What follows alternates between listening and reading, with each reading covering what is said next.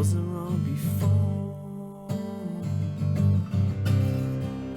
Have a second look with a chance that lasts.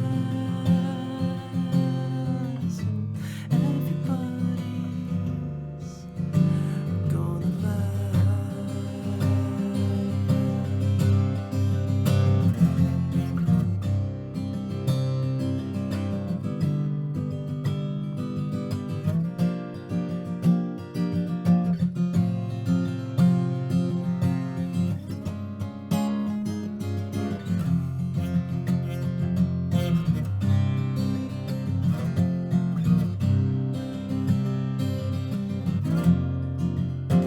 hope you're not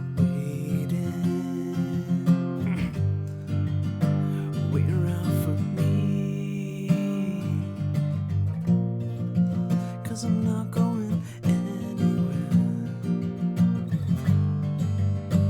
obviously. Got a broken heart and your name on my cast. Everybody's gonna last.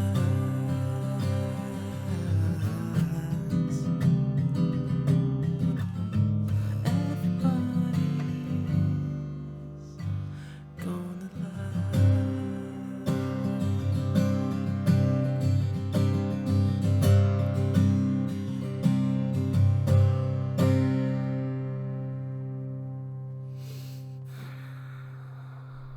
No name number 5.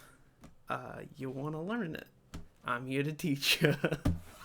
So, start off, you're in an alternate tuning. You're actually in double drop C, I guess is what it's called.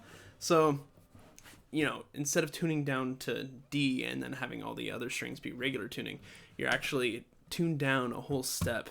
And then on top of that, you tune down your E string to C, and then you turn down your high E string to C as well. A nice trick to do that if you don't want to use a tuner is, so this guy right here is C, right? Because you already tuned down a whole step. So you just play those two together, and then you just tune down. I like to tune down like so that I'm lower than the actual note, lower than what it should be, and then tune up. That's just easier for me. Also, you should always be ending on tuning up. You should never tune down and then let it be, if that makes sense. So to start off, you're gonna have your pointer finger on the 2nd fret of the G string. I'm also gonna be referring to these strings as standard tuning because it would be so confusing to refer to them as this alternate tuning. Anyway, so you're going to start out with your pointer finger on the 2nd fret of the G string and your ring finger on the 3rd fret of the B string. And you start out, and then you move your middle finger to the 2nd fret of the B string. And then you do a little hammer on with your ring finger where it just was on the 3rd fret of the B string. And then you move these two fingers, your pointer and middle finger, up to the 5th fret.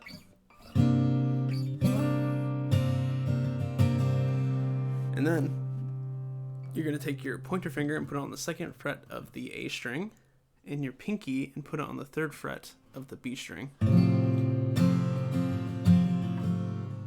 And then 2 plucks on this right here, your pointer finger on the 1st fret of the A string, and then you're going to have your middle finger on the 2nd fret of the G string right here, and then these two fingers, your ring and pinky finger on the 2nd fret of the B in high E. So now I got myself messed up.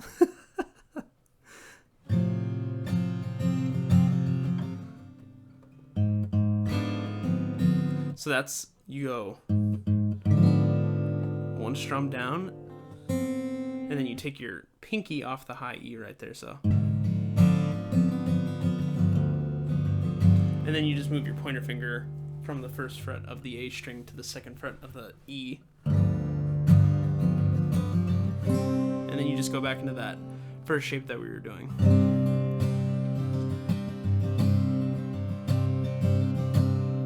So that's the first verse, but in the intro, it's actually... And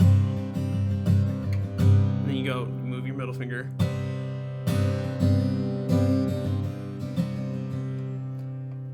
And then you just go back into the first shape again. So that's all he does differently in the intro. Also, the strumming pattern is very important to get down.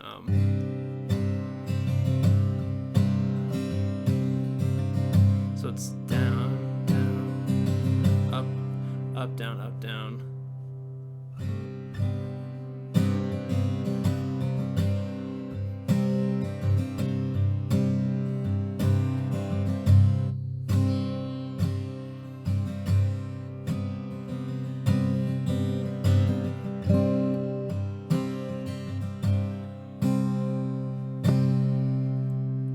So that's that part, and that's the first two verses right there. And then when you head into that little, it's not really a bridge or a chorus, just that second little part in the song, he goes up here. So you're just gonna bar on the 5th fret. Hope you're not.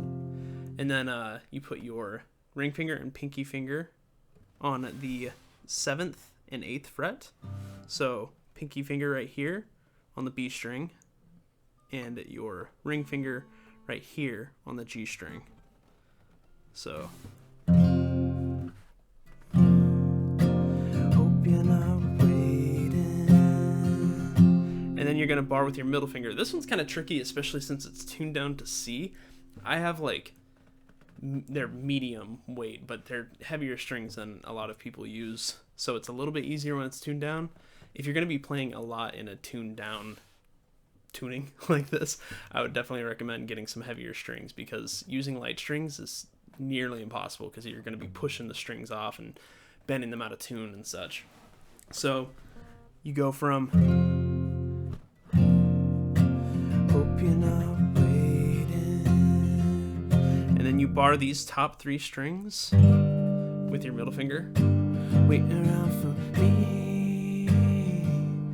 And then you're going to slide it up to the, I'm getting out of my reach here, 10th fret. You're going to slide up to the 10th fret, and then you're going to have your pointer finger on the 9th fret of the G string and the 12th fret of the, you're not going to have your pointer finger on both strings. That would be impossible. So you're going to have your pointer finger on the 9th fret of the G string and your pinky on the 12th fret of the B string, so like that, and then still barring up here. 'Cause I'm not going anywhere. That's the next verse, but you get the idea. And then you're gonna move your ring finger, so you're gonna go from your pinky to your ring finger on the 10th fret. And then you're just gonna bring this back up to the 7th fret up here. You're gonna bar again on the 7th fret. So obviously, and then you just go back into this, and then after and then you go back into this, and then here comes the solo. So the solo is like a lot cooler. It sounds a lot cooler than it actually is. It's like not that complicated at all. So you just go. So that's just barring the top 3 strings on the 7th, or sorry, on the 5th fret down to the 3rd. And then you do one, like just normal with your pointer finger on the 2nd fret of the G string and your ring finger on the 3rd fret of the B string. So, and then you put your pinky on the 4th fret of the high E. So, and then you're gonna bar right here. You don't really play these top 2 strings here, but you're gonna bar with your finger on the, with your pointer finger, obviously, on the 2nd fret of these bottom 4 strings, and then your pinky on the 4th fret of the high E. And then you move up to, again, it's really, when it's tuned down this much, it's hard to keep it all in tune and like sounding good. So, you know, don't fret it if that wasn't meant to be a pun. Don't fret if it doesn't sound right to you. You just kind of need to work at it and work at not pressing down so hard on the strings, because that's what I do a lot. And when they're tuned down like this, it's so easy to bend them out of tune. So you go, let's see. No, I can't remember where I am.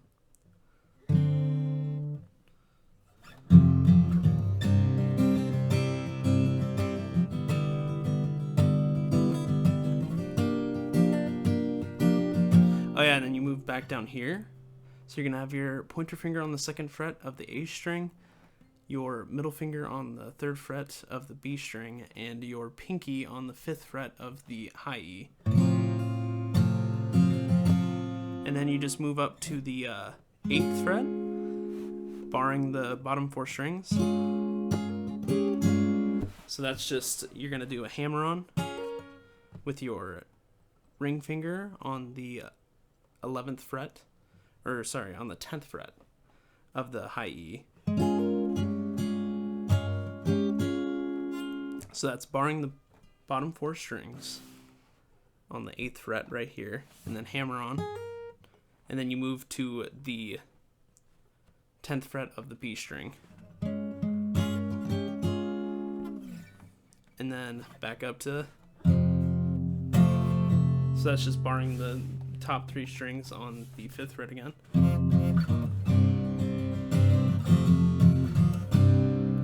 And that's just obviously moving back to the original shape that you play in the song. So 5th, 3rd, original shape. Once more. And then you move back into this. Hope you're not waiting. And then the only other thing that changes after that is once you go back into the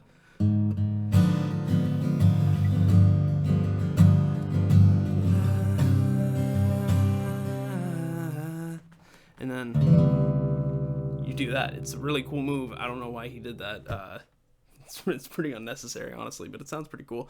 So you bar on the 2nd fret, and then you're going to have your ring finger on the, actually I'll go from top down. So bar on the 2nd fret, and then pinky finger on the 5th fret of the A string, and your ring finger on the 4th fret of the G string. So then it's just...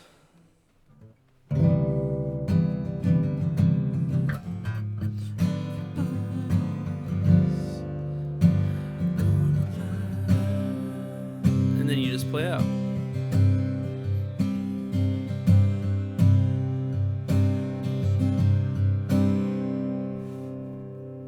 And again, you know, the strumming pattern is really what makes that. And I've never really, I could do a tutorial on the strumming pattern, but I just don't. I've always thought that it's better to just get a feel for it yourself, because it's really hard to teach something that's so innate. You know, you just kind of have to listen to it and play along with it until you get it right, and it sounds right to you. So yeah, that's all. Let me know if you have any questions in the comments, and let me know if I messed anything up. If you have any suggestions or corrections or anything like that, you know, I won't be mad. I won't be mad at all. Go ahead, calm down. It's fine. Anyway, thanks. Yeah, have a good day. Bye.